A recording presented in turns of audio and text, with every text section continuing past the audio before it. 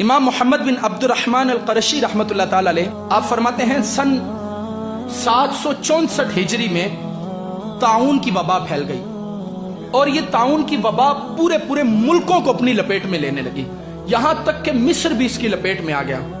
کہتے ہیں کہ جب یہ مصر کے اندر داخل ہوئی تو اب یہ معاملہ ہوا کہ ہلاکتیں بڑھنے لگیں، تو پھر لوگوں نے قیام اللیل شروع کر دیے۔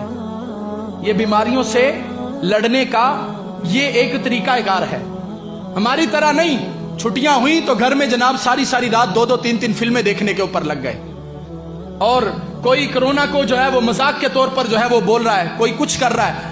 اللہ تبارک و تعالی نے بنی اسرائیل والوں پر جب عذاب نازل کیا تو وہ ٹھٹھا کرنے لگے، اس عذاب کو اتنا بڑھا دیا گیا کہ وہ ہلاک کر دیے گئے۔ آج ہمارے ہاں بھی ہے، ایسی جگتیں جناب بنائی جا رہی ہیں کرونا کے بارے میں، ایسے الفاظ بولے جا رہے ہیں جیسے ہی کچھ بھی نہیں ہے۔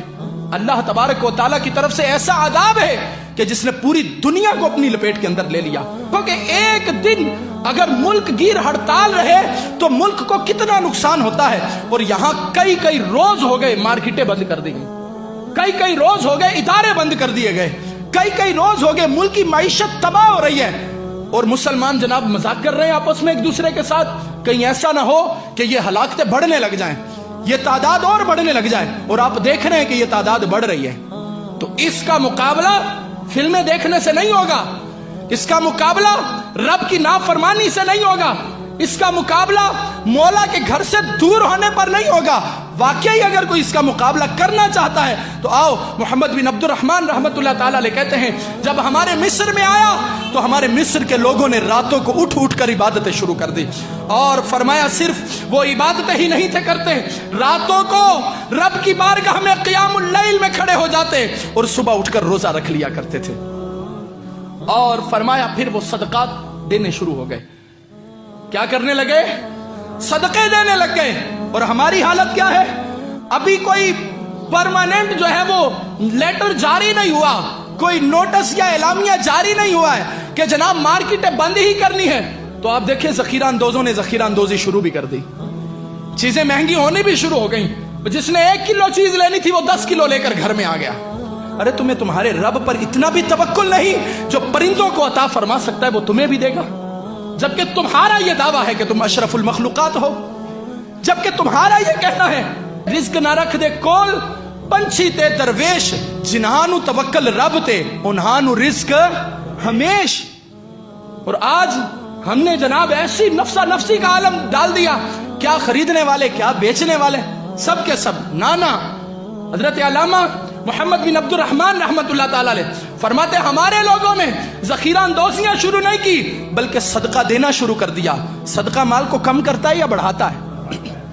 صدقہ مال کو بڑھاتا ہے، اور مصطفیٰ جان رحمت ہے وہ پتہ کیا فرماتے ہیں؟ حضور علیہ الصلوۃ والسلام فرماتے ہیں صدقہ مال کو بڑھاتا ہے، اگر کسی کا کم ہو جائے تو مجھ سے لے لیں۔ ذخیرہ اندوزیاں نہیں، اس وقت میں تو صدقہ عام کیجئے، لوگوں کے گھروں میں راشن بھیجئے۔ آپ کو لگتا ہے کہ میں کسی کی مدد کر سکتا ہوں تو اس کی مدد کیجئے، کیونکہ یہ وہ وقت ہے جب امت پریشان ہے، یہ وہ وقت ہے جب مسلمان بے روزگار پھر رہے ہیں، لہٰذا ان کے اوپر خصوصی نگاہ رکھیے، ان کے گھر بار کا خیال کیجئے، ان کے گھروں میں راشن بھیجئے۔ میں تو یہاں تک بولوں گا کہ جنہوں نے یہ ذہن بنایا ہے نا کہ وہ رمضان میں زکاتیں نکالیں گے یا وہ شعبان میں نکالیں گے، کوئی بات نہیں، اس بار 2 مہینے پہلے نکال دو، اس بار 2 مہینے پہلے نکال دو، کیونکہ مسلمانوں کو تمہارے مال کی ضرورت ہے۔ اگر تم اب نہیں نکالو گے تو کب نکالو گے؟ تو ضرورت کے وقت مسلمانوں کی مدد کیجئے۔ فرماتے ہیں کہ ہم نے صدقات شروع کر دیے اور کہا پھر ہم سب مل گئے اور رب کی بارگاہ میں توبہ و استغفار کرنے لگے اور ایک دوسرے کو واعظ کرنے لگے، ہم لوگوں کو نیکی کی دعوت دینے لگے، انہیں برائیوں سے منع کرنے لگے۔ کہتے جب ہم نے دیکھا کہ طاعون ہمارے گھروں کے اندر آنے لگا، پھر ہم نے ایک کام کیا جس سے رب نے طاعون کو ہمارے وطن سے بھگا دیا۔ ہم نے یہ کام کیا جب طاعون نے ہلاکتیں ہمارے گھروں کے اندر شروع کی، ہم نے دیکھ لیا ہمارے گھر انسیکیور ہو گئے، ہم نے دیکھا وہ غیر محفوظ ہو گئے، ہم نے اپنے گھروں کو چھوڑا تو رب کے گھر میں پناہ لینی شروع کر دی۔ اب ہم رب کے گھر میں بیٹھ گئے اور عرض کرنے لگے اے ہمارے رب، ہمارے اپنے گھر ہمارے لیے غیر محفوظ ہو گئے، لیکن تیرا گھر وہ ہے جس کو تیرے محبوب نے کہا ہے یہ جنت کے باغات ہیں۔ لہذا مسلمان کے ذہن میں کسی فرنگی کی تحقیق نہیں آنی چاہیے، اس کے ذہن میں مصطفیٰ کا فرمان ہونا چاہیے۔ ارے جنت تو رحمتیں نازل کرنے کے لیے ہوتی ہے، لہذا جو جنت میں آئے گا وہ نجات پا جائے گا۔ کرونا کا رونا ہر بندہ رو رہا ہے، صبح اٹھتے ہیں تو سب سے پہلے جناب اپ ڈیٹ چیک کرتے ہیں سٹیٹس، کرونا کی ملک میں کیا صورتحال ہے۔ میں نے کہا تمہیں کرونا کی تو بڑی پڑی ہے، بتاؤ صبح اٹھ کے فجر کی نماز بھی پڑھی ہے یا نہیں پڑھی ہے؟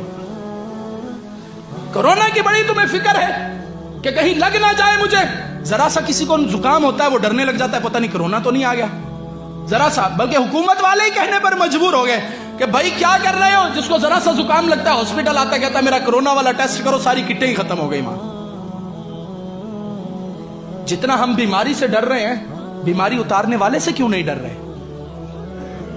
جس نے بیماری کو اتارا اس سے کیوں نہیں ڈر رہے؟ کیا آپ کو لگتا نہیں کہ جو بندہ صدق دل کے ساتھ اپنے رب کی بارگاہ میں جھک گیا ہوگا اللہ اسے محفوظ کرے گا؟ کیا آپ کو لگتا نہیں جو بندہ راتوں کو اٹھ کر اپنے مالک کی بارگاہ میں عرض کرے گا پچھلی راتی رحمت رب دی کرے بلند آوازاں، بخشش منگن والے آتائیں کھلا ہے دروازہ، جب وہ بخشش عطا فرمانے والا ہے تو کیا شفا نہیں ملے گی؟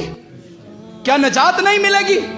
لیکن معذرت کے ساتھ ہم سب کچھ اوپر سے ہی لگے ہوئے ہیں کرنے کے لیے، پتہ نہیں کل بھی کیفیتیں کیا ہیں، چھٹیاں ہو گئی اداروں کے اندر، ملک جام ہو گیا ہمارا، لیکن اس کے باوجود فلموں کے اندر پڑے ہیں، اس کے باوجود ڈراموں کے اندر پڑے ہیں۔ ہمیں چاہیے ہم اپنے رب کی بارگاہ میں توبہ و استغفار کو لازم کریں۔